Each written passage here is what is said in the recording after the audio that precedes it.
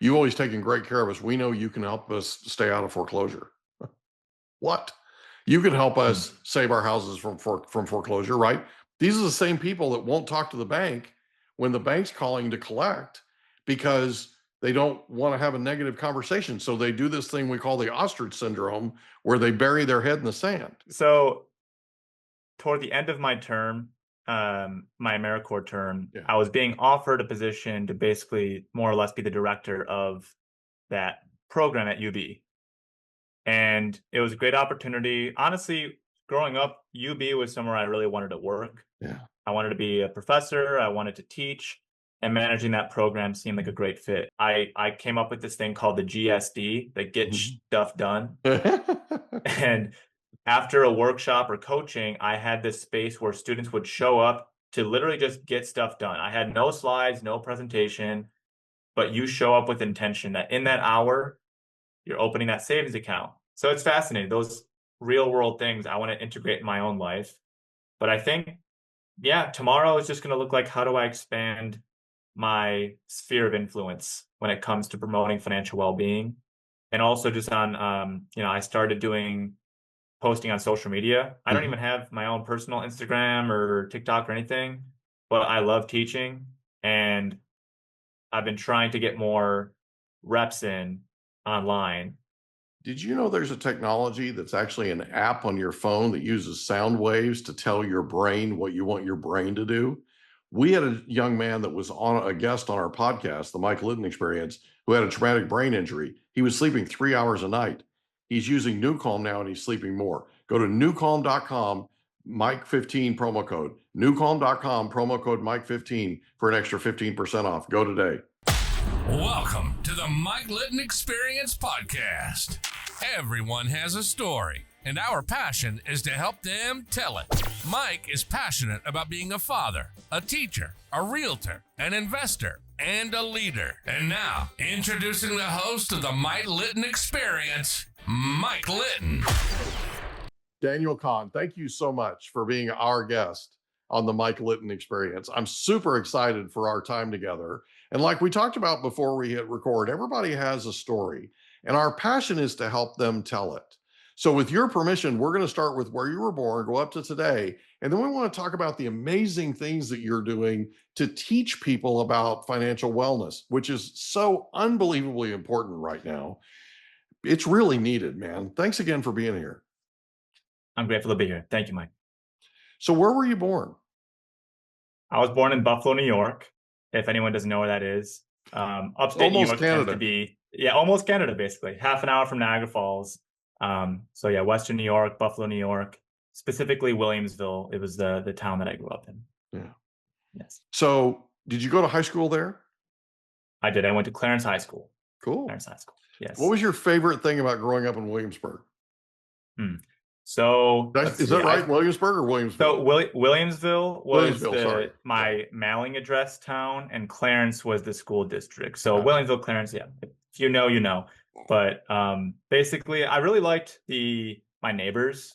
I think that we had a very neighborly community. I remember, especially in the winters, which we get dumped on with snow, which I think that's what most people know when I mention Buffalo. But I think something that I really learned to appreciate is that all of your neighbors come together when the power's out, there's too much snow on the roads, and there's this resilience and this like neighborly aspect of just helping each other out. You know, do you have a generator? Right? I'll hook you up. I would shovel the snow off of all of my neighbors' roofs. I had one neighbor that would snowplow all of our driveways at like 4 a.m. So I think that's what I most appreciated and I really miss, is just feeling like I really knew my neighbors. Yeah. Everybody has each other's back out there. Absolutely. And you need to when you go through stuff like that. And they're hardy souls. You know, they're really very hardy people. Hey, out in a t-shirt on a 30 degree day, you know, that's a solid day to me. Gotcha. So growing up, who was the most influential person to you? I feel like I had a couple role models. I had like people in my life, like my mom and dad were both inspiring to me in different ways. But I think if I had some figures that I think represented a version of myself that I wanted to take pieces from, it was Bruce Lee, Leonardo da Vinci. Honestly, I think those two, Bruce Lee and Leonardo da Vinci, were the two that I always felt like if I would be able to sit down and like have lunch with someone and just spend time with them, those are the two that always stood out to me. That's cool. That's cool. In high school, did you have a favorite subject? I think I liked math. I liked problem solving. I liked logic, algebra. So I really enjoyed it for the challenge. And French, I think, was really cool. I loved learning a language. And I think that those two subjects kind of stood out to me. History was, nice because it kind of informed how to know those patterns moving forward. History rhymes. So how could I learn kind of things that happened in the past that can inform the future? I was interested in everything, to be honest. I feel like those are the ones that stood out the most, though. Cool. Did you have a favorite teacher in high school? So yes, Mr. Johnson was my English teacher. And he unfortunately passed away a couple years back. But the thing that really stood out and actually kind of made me want to be a teacher as well is that he really developed a personal relationship with the students. I know for me, I kind of struggled a lot in school, kind of mental health wise and habits. And I just needed someone that I could just feel more vulnerable and talk to. And he was someone that like really, he had his own struggles. He was open about them and he didn't hold back or think that we weren't mature enough to have certain conversations about life, philosophy, and struggles. So I think Mr. Johnson was someone that, not just to me, but to a lot of students, was a really positive influence. And then I think another person that I would want to shout out is, this was more in this was like in community college time. It was like right in the beginning. All the people that I took public speaking classes with were positive influences on me. I did Toastmasters early on, and which is similar to what you mentioned about the 2-minute toast thing. Yeah. So, everyone I learned from in Toastmasters, the public speaking courses I did, and all the practice I had in high school as well, which I was so nervous in high school. I had a lot of social anxiety, and public speaking was like my worst fear. And now it's one of my favorite things to do. Yeah. So, yeah. Why is it one of your favorite things to do? I think for that reason, that it was something that I was so afraid of for very long. So I think it's, I think it's a skill that is, especially in today's world where tech is such a big focus and the STEM fields, which of course there's a reason for that. But I think that being able to articulate yourself to an audience, whether it's in a format like this, or it's an actual physical group of people, or even just one-on-one, I think it's an underappreciated skill. And outside of that aspect for helping your career or personal development, I am kind of like a sensation seeker. I love adrenaline. And I feel like there's nothing that gives me more adrenaline besides like, my activities like skateboarding and all that stuff. Public speaking is, I feel, the most productive way for me to get that adrenaline rush while also actually trying to do something helpful for the people in front of me, whether it's teaching personal finance or just speaking about a topic that's, a speech I'm invited for or a pitch competition. There's just something that's fun about connecting with an audience and trying to help them see what you see. I don't know. Yeah, it's cool. Paint the picture. Paint the picture, baby. Right. Yeah. So you mentioned the Stanford thing. So we talked about this before we hit record. So for people that are listening to this, I was invited to speak at Stanford. And so I went up, my son, your friend, Michael, and Marta, right, his girlfriend, I made arrangements for them to come to the dinner. And I was invited up there by a public speaking instructor from Stanford. And he's like, hey, come up and speak to our group. We'd love to have you as our guest of honor and all this, right? And so I come up and I get up there and I'm like, okay, so how much time do I have? What am I talking about? He goes, you're not teaching. You're not really speaking. You're just giving a toast. You have 2 minutes and you can't go over. It's a mortal sin if you go over your time. I'm like, dude, it takes me 30 minutes to introduce myself. Right?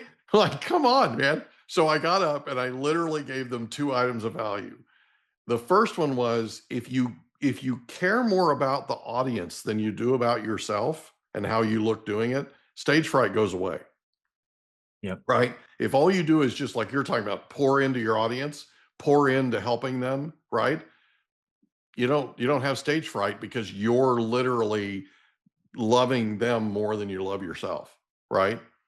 And the other thing was, take a word processor, blank document, at the top type out stay in curiosity, at the bottom type out stay out of judgment, in the largest font you can, print it up and put it up in front of where you work.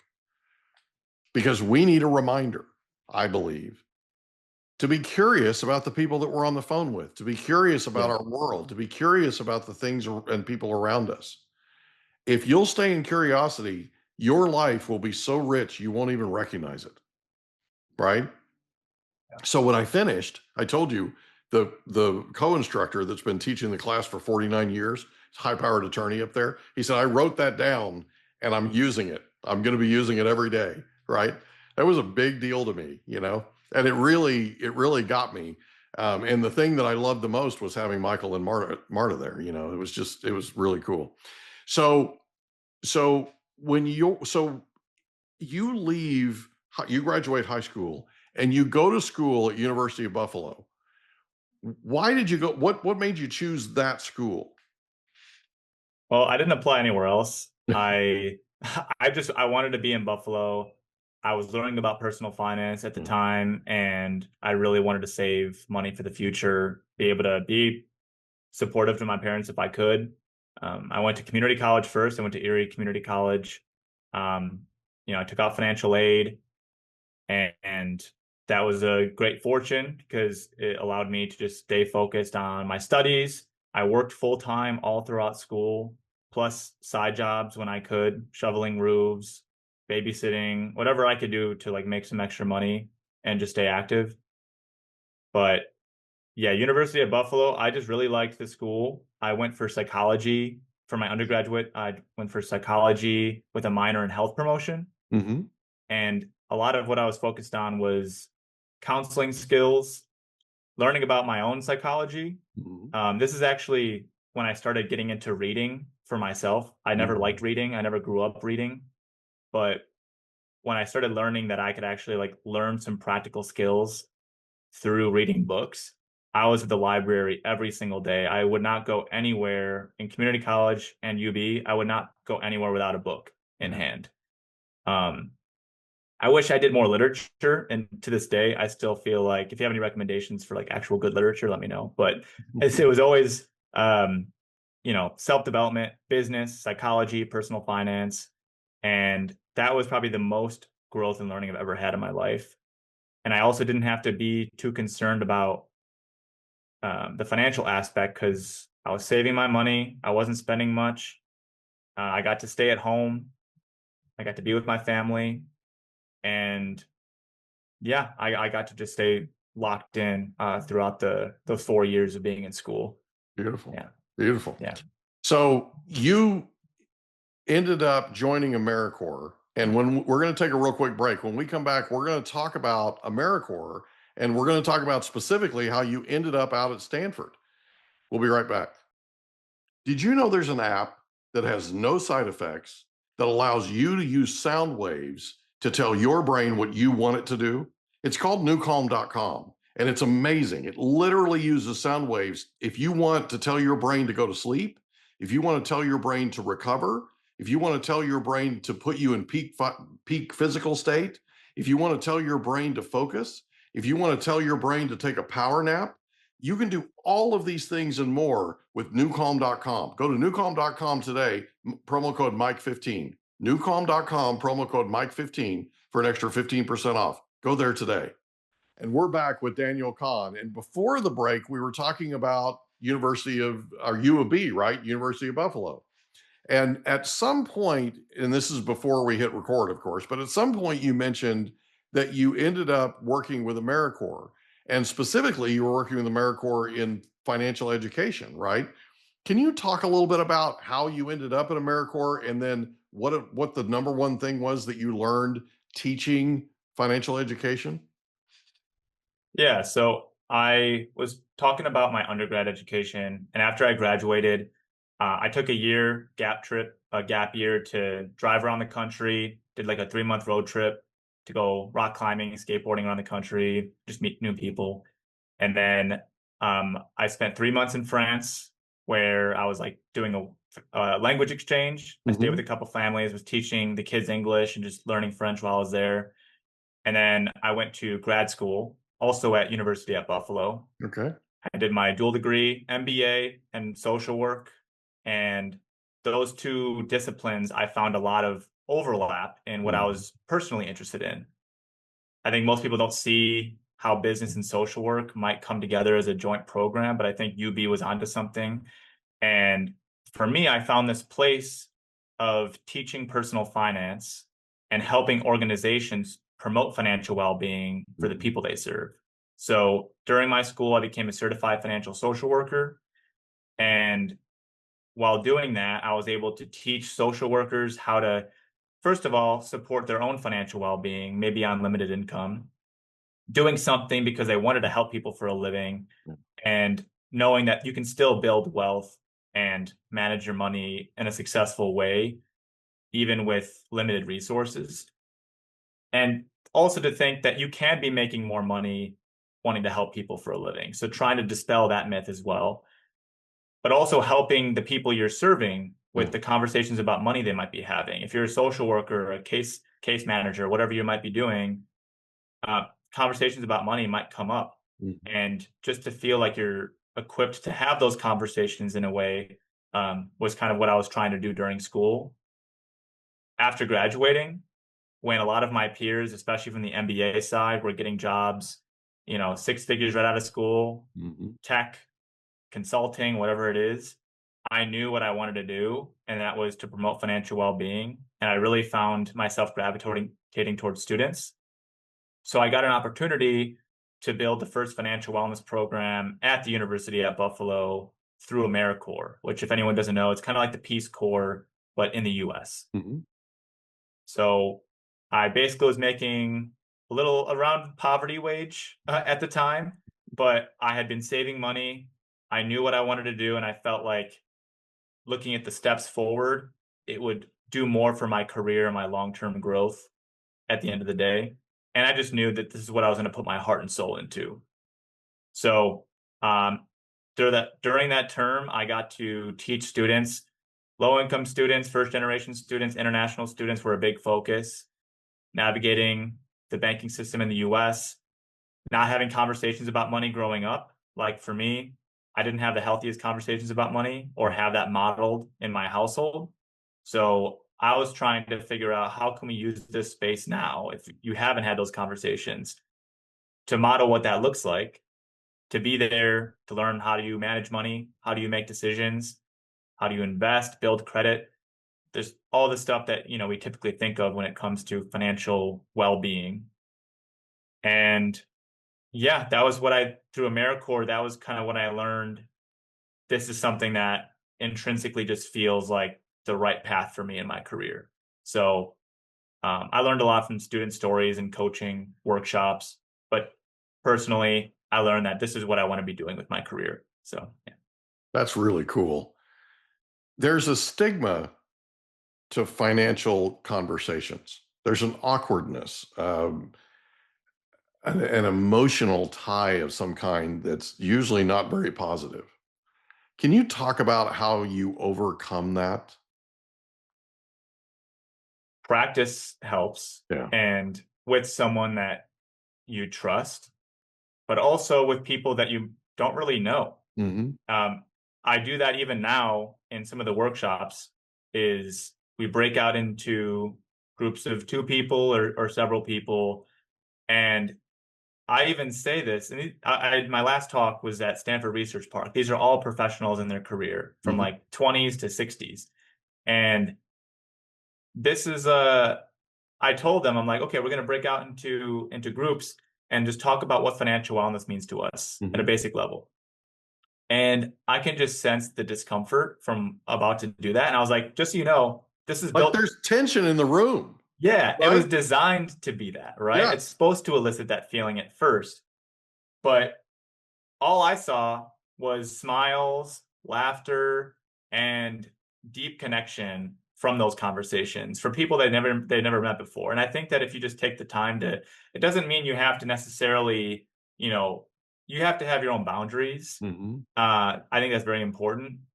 But I also think that we often make money too much of a taboo for conversation, and kind of like politics at Thanksgiving, right? I don't see why we don't have these more healthy and open conversations about money when it's such a prevalent thing we all have to work with and make decisions around. So is it something that you bring up front? Like, is it something that you go, hey, I know this might be an uncomfortable subject? Yeah. I mean, why not? Because I think setting that, I don't want people to think like, oh, I shouldn't be feeling this way. I shouldn't be uncomfortable. Right. But it's natural that you would feel that way because we've been programmed to think that way, or just that's how it was modeled in our household. And that's influenced by our cultural upbringing, our religion, the way our parents talked about or didn't talk about money. So that's all coming to the table now when we're talking to our romantic partner, to our kids, to just our coworkers, whoever it is. So I like to set that precedent that this is normal that you feel this way. I love that you do that. I love that you do that because I know for a fact that room is full attention, right? Like those people are, oh my goodness, we're going to have this conversation, right? We're going to talk amongst each other. I'm going to talk with my peers about my financial. Okay, whoa, right? Literally, you got to break that ice somehow because, we had a guest on the podcast the other day and they mentioned that they had been raised that in the church, literally in the church, that money was the root of all evil. Well, it's not. It's the worship of money that's the root of all evil, right? But people forget the worship part, right? And all of a sudden, money itself is the root of all evil. And it's like, no. Wait, back up for a second. Let's talk about this. You know what I mean? So I feel like what you're doing is so unbelievably vital today in terms of helping people just become more comfortable having that conversation and start thinking about it. Because there are so many people out there that because of the awkwardness, they just ignore it, right? One of the things that we noticed back when people were losing, I told you I got into radio and television in 2011. A lot of my clients and a lot of the people that were friends and family of my clients were losing their homes to foreclosure.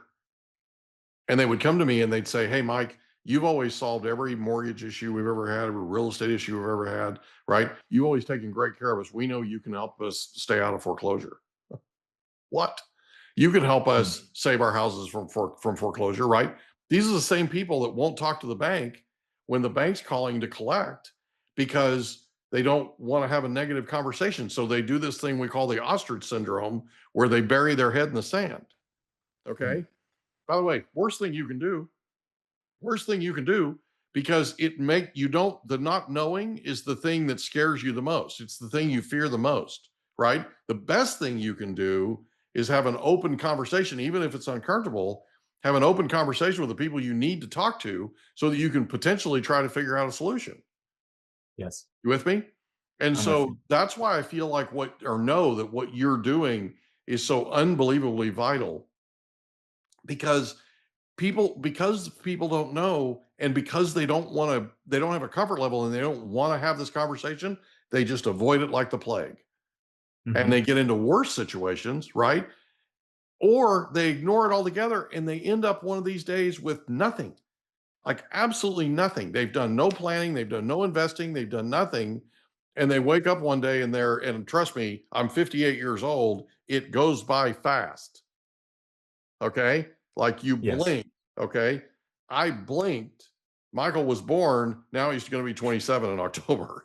You with me? Like, hello, right? But that's one of the things that I want people to understand is time flies. Pay attention to what you should pay attention to, especially now, right? When you're younger.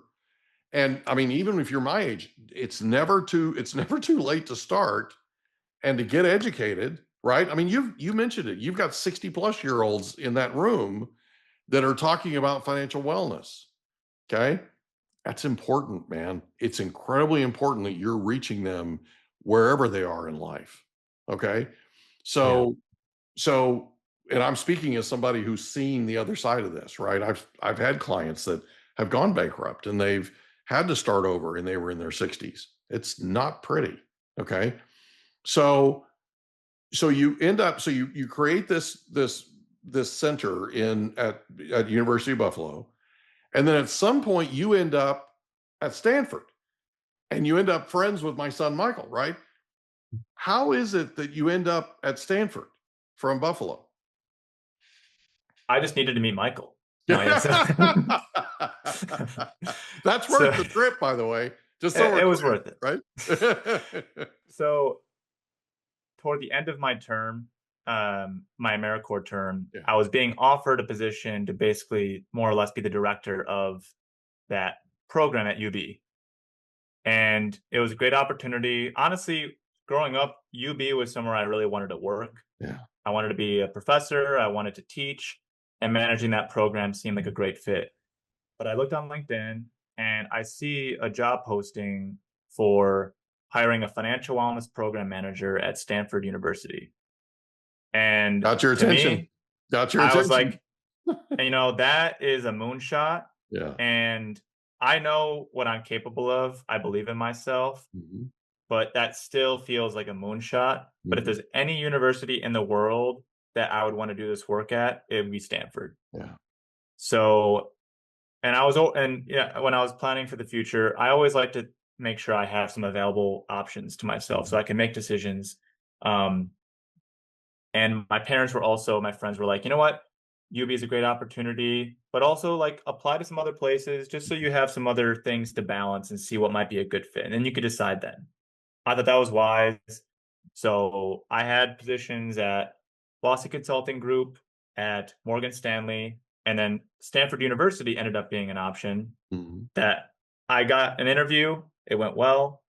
Then like basically 5 interviews later, I was like, oh, I'm still in this. And long story short, that is inevitably what I decided to do. I got the offer at Stanford. I really liked the team that I was going to be working with. I've always wanted to be in California. I grew up wanting to be a professional skateboarder. There you go. And I was going to move to California to pursue being a professional skateboarder, but I felt that was more of just a passion and not a career for me. And I knew I was going to end up in California somehow. So I drove across the country with my dog in like a month of getting the offer. And I started helping them scale this existing program that they were just trying to make sure that they could take it to the next level. And that was my job, essentially.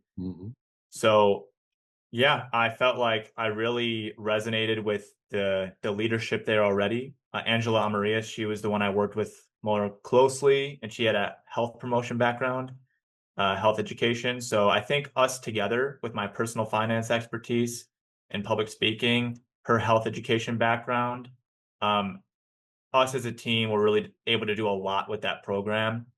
And over those several years of working there, I got to teach thousands of students. I managed our coaching program. We had almost 40 volunteers, mostly Stanford alum, but people from all across the board, from CFOs to, fintech entrepreneurs, accountants that ran the gamut. But they were all there for the same mission, was to just help students have those conversations about money, help provide some guidance without telling them exactly what to do. Yeah.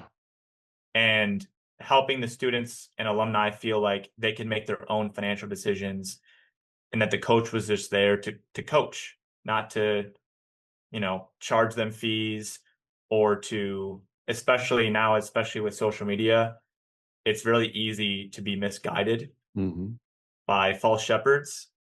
and they're always having a referral code to open their high yield savings account or to invest in their crypto coin.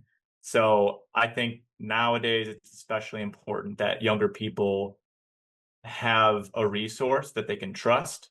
And I think that our program, Mind Over Money, was able to provide that, especially for the Stanford community. And then that led to me doing my own freelancing as well. I would do public speaking, financial wellness, education consulting, and just coaching on my own so I could help professionals too, not just students. And then that led me to the Stanford Credit Union, which we could talk about later, but the Stanford journey alone was a lot to unpack. Well, that's where you headed next, right? You went to Stanford Credit Union after your work at Stanford, right? Yes. Yeah. We were. So, yeah. So how did you end up? So I know you're running the financial wellness program at Stanford. How did you end up going to Stanford Credit Union? So for those that aren't familiar too, because sometimes people don't know the difference between like a bank and a credit union. Yeah. But right. So credit union is like a nonprofit bank. Right. They try to avoid fees and they're owned by their members. And they're usually for a specific community. Nurses, teachers. Ours was created about 65 years ago for the Stanford community. Stanford staff, teachers, they started it, yeah. Right? So the Stanford Credit Union has a great relationship with the university, and they actually help sponsor Mind Over Money, which is our program. Oh, there you go. That makes sense. Okay. Right? But there was no expectation that we would promote their products, right? And in fact, they were built to be the best for Stanford students. Yeah. So we didn't really have to do much anyway. But we also did a lot of collaboration in terms of hosting workshops, having a presence on campus, promoting each other. And it was very synergistic and collaborative with them. And as they were trying to build, Gary Groff, who is our VP and my boss now, he was asking for some advice on building their financial wellness curriculum, not just for Stanford, but also for all the other companies that the credit union works with as a benefit for their employees. A lot of Silicon Valley companies, Google, Meta, et cetera, right? So as we were talking through that, he liked a lot of my ideas. We ended up talking, and it ended up just being a really great fit that I would essentially be able to kind of create my own job description to work with the credit union to sort of lead their financial wellness strategy while also maintaining the relationship with students. And after about a year of working through that, I ended up transitioning into my current role at the Stanford Federal Credit Union. I'm still on campus all the time. I'm actually going there after our call, doing workshops for students. I still work with Angela and Mind Over Money, but now I get to scale my impact to serve the entire university, healthcare workers, staff, faculty, but also all the employees at our SEGs. Basically everybody. Yeah, just basically everybody. Yeah. That's cool, man. So how long have you been with Stanford Credit Union? I just started in March, so it's been a little over 5 months now. Okay. How's it going? Very well. I love the team. It didn't take much time for me to get the swing of things because I was already connected with the Stanford community. I hit the ground running, and my first week, there was a product I wanted to propose for students because high yield savings accounts, a lot of students were opening that. I noticed when I would organize workshops. I came up with this thing called the GSD, the Get Stuff Done. And after a workshop or coaching, I had this space where students would show up to literally just get stuff done. I had no slides, no presentation, but you show up with intention that in that hour, you're opening that savings account. You're deciding between 3 different credit cards you might want to decide for your first credit card to build credit. And I would help people make these decisions. And a high yield savings was a thing that students were often opening, but it was usually with they're looking at online banks, fintechs. And I noticed that, man, I really wish the credit union offered something like this specifically for Stanford students, because there's no brick and mortars and rarely ever credit unions that offer something like that. So I proposed that my first week of working at the credit union, and it's actually going to be released in a couple of weeks now. That's awesome. So that's awesome. I'm what a really firebrand. I had no idea I was talking to a firebrand, man. This is cool. Hey, well, hey, I feel like, obviously coming from the educating, counseling, coaching side, I've started to really feel like I want to think about more holistically and macro level about how to influence financial well-being, and not just for students, but for everyone. Yeah. So I think that's kind of where my career is going to lead, is thinking more about how can I take that boots on the ground work that I've been doing for years and that I will always do and love, and figure out how that can blend with products, with how our services and experiences are designed, right? And even policy, right? I want to think more from those perspectives as my career grows, but I love it at the credit union. It's a great place to work. And it's nice that I get to practice my sales skills without feeling like I'm sacrificing some value of this. This is actually not good for the person that I'm selling to. I genuinely know that if they're just aware of this, as if it was like I was trying to give advice to like a sibling. Yeah. Like, this is actually good for you if you just knew. So it's kind of, I'm grateful to be in a position where I still get to do the customer service and sales and know that I'm not sacrificing my values, because it's actually good for students to build their foundation. That's very cool. That's very cool. Listen, I want to acknowledge you for your passion. Okay. I love how passionate you are about helping people with their financial education. And I think this is a big, big deal, what you're doing. Thank you, sir. So I have a question for you. Yes. So you're in financial wellness, you're helping to create these products, you're helping to help, for lack of a better term, sort of take the stigma off of finances, right? Off of money, off of, the idea of managing and growing your money and that kind of thing. What is it that is your favorite thing about teaching people how to succeed financially?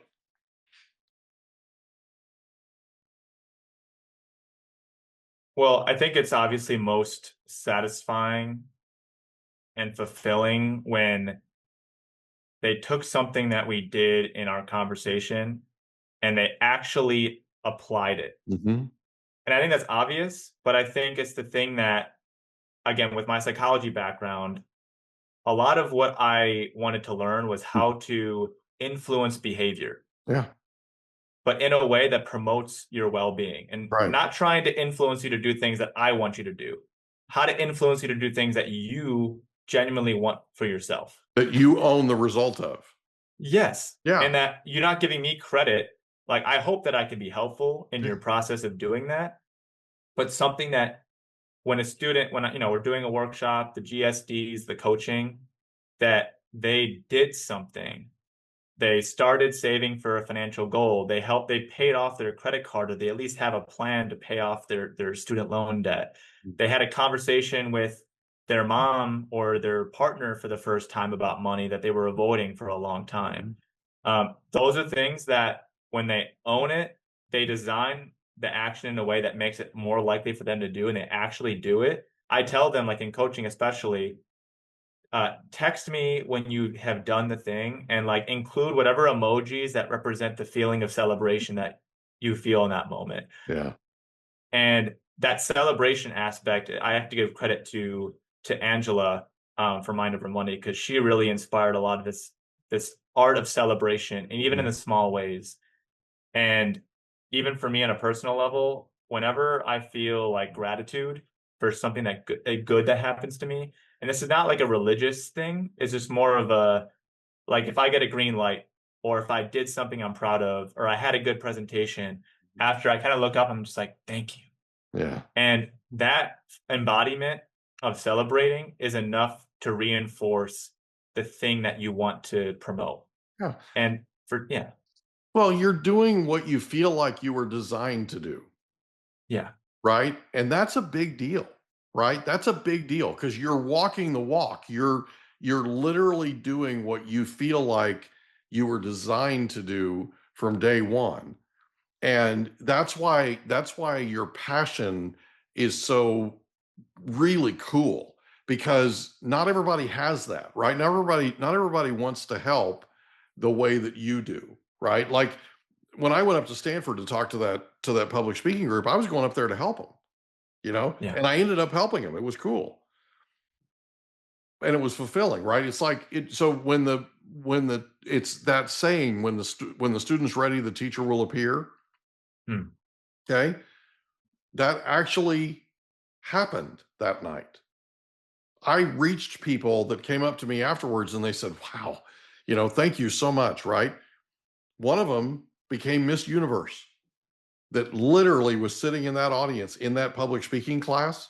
She ended up winning Miss Universe later after that, wow. Right. And she had taken that public speaking class. She was Miss Universe Europe, and English was a second language for her. And she had taken that speaking class at Stanford to help her be able to articulate, with English being a second language, what she needed to speak about in public when she was on stage competing. Right. And she ended up winning. And if she wouldn't have made that choice to invest in her doing that, and we are all, every amount of success we have, like obviously we should give ourselves credit for the things that we act on, we decide to do, but we are basically an account of every person that's had an impact on us since we were born, basically. Exactly why we do this podcast, big guy. Yeah. It's I'm so happy that you also have this platform to share those stories, because it really is, and we all know this, that wherever you end up is just all the people that influenced you along the way and the decisions you chose to make from that. Yeah. And when it comes to personal finance, financial wellness, and decision making, it's like just having someone that you can talk to or ask questions to that doesn't make you feel judged and doesn't try to impress you with financial jargon, and in fact tries to translate financial jargon into a language that you'll understand, which is for each of us is going to be different. And there's an abundance of information out there, right? You can go online and learn about anything you want, whether it's Roth IRAs or how to save for a goal or building credit or derivatives, whatever you're into.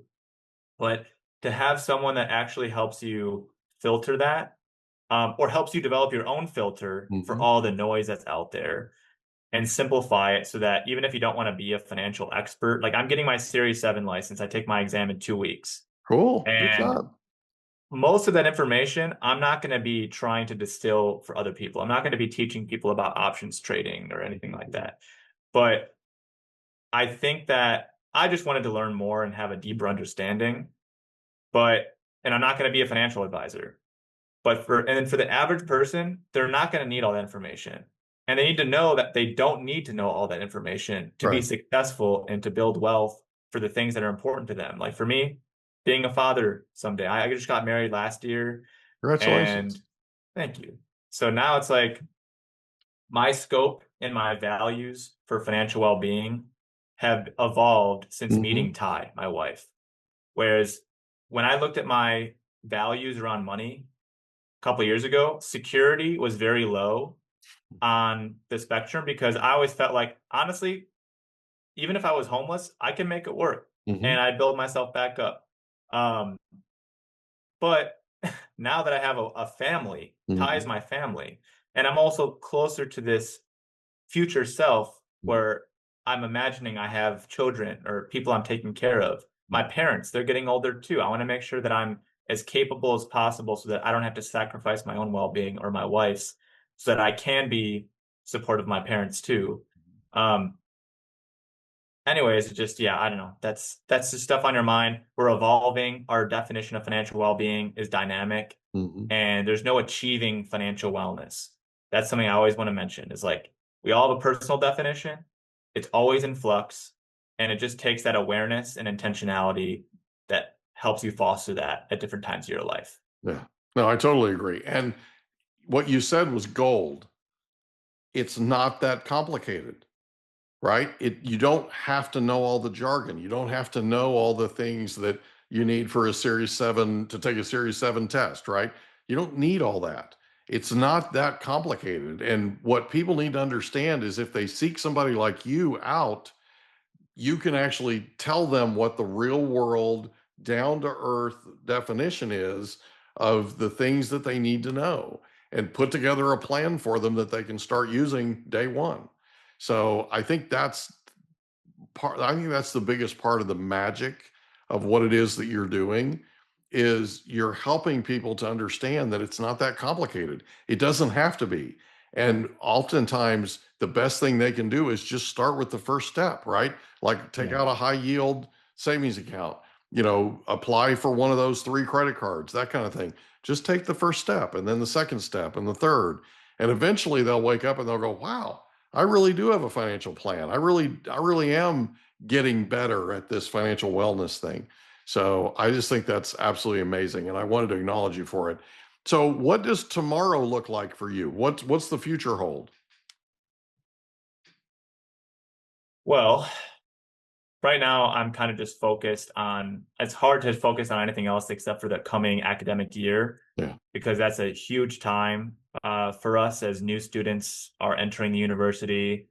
There's a lot of uncertainty in the air. I know with international students especially, there's a lot of concerns that are financial related too. So I'm just trying to be as present as possible as I can to current events, what might be on the minds of Stanford students, but also to the professionals that we are going to be working with.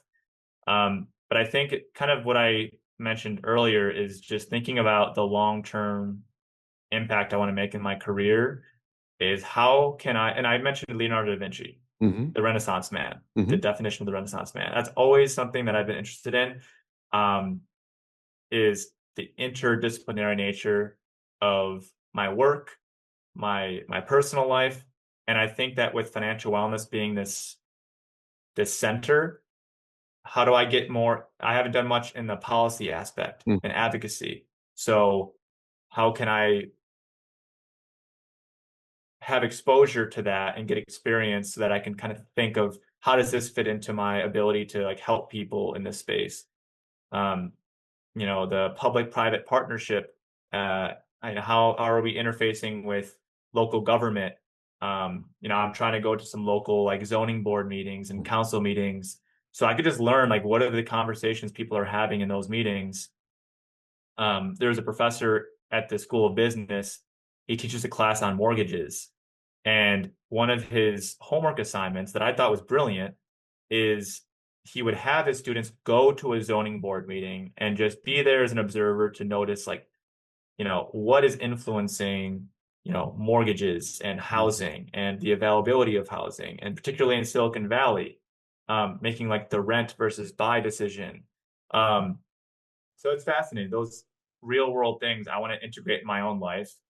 But I think, tomorrow is just going to look like how do I expand my sphere of influence when it comes to promoting financial well-being. And also just on, I started doing posting on social media. I don't even have my own personal Instagram or TikTok or anything, but I love teaching. And I've been trying to get more reps in online. So I've been posting on my own social media as the financial wellness guy. And so I'm trying to do more of that just so I could have more content, scale my impact. And I love doing podcasts. So thank you again for having me. My pleasure. I'd love to be able to share this work more broadly. So having more avenues to do that, I'd also be grateful for. But awesome. That's my tomorrow. Yeah. So if somebody's listening to this, and like I said, we're in 66 countries worldwide now. If somebody's listening to this and they are curious about how they can get more well financially, right? How can they reach out to you? Well, I think on LinkedIn, please feel free to add me on LinkedIn, Daniel Kahn. You'll see it's DANIAL and then KHAN. Exactly. Okay. So you can reach out to me. If you look up Daniel Kahn, Stanford, you should be able to find me. And then on social media, again, on TikTok, Instagram, YouTube, I'm known as the financial wellness guy. It's just starting, so don't expect I have 1 million subscribers yet, but that's tomorrow, for the people, right? Well, for the people that are following now, that's who I'm doing it for. Yeah. So it could be 20 people. I want to make sure I'm delivering a message that they appreciate. Yeah. So I think that's a good place to connect with me. And yeah, find me on the basketball courts at Fair Oaks, or the skate park, like where Mikey is. Yeah. Awesome, buddy. Thank you so much for being our guest on the Mike Litton Experience. This has been a lot of fun. And please tell my son I said hi. I will. Thank you, sir. Can I ask you a question?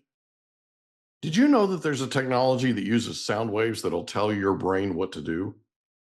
There literally is. It's called newcalm.com. It can tell your brain to heal, tell your brain to sleep, tell your brain to do all kinds of things. It can get you fired up. It can be a pre-workout. Newcalm.com. And the promo code is Mike15. Newcalm.com, promo code Mike15 for an extra 15% off. Go today. And that's a wrap. Another episode of the Mike Litton Experience in the books. Reach out to Mike on Instagram at the Mike Litton Experience.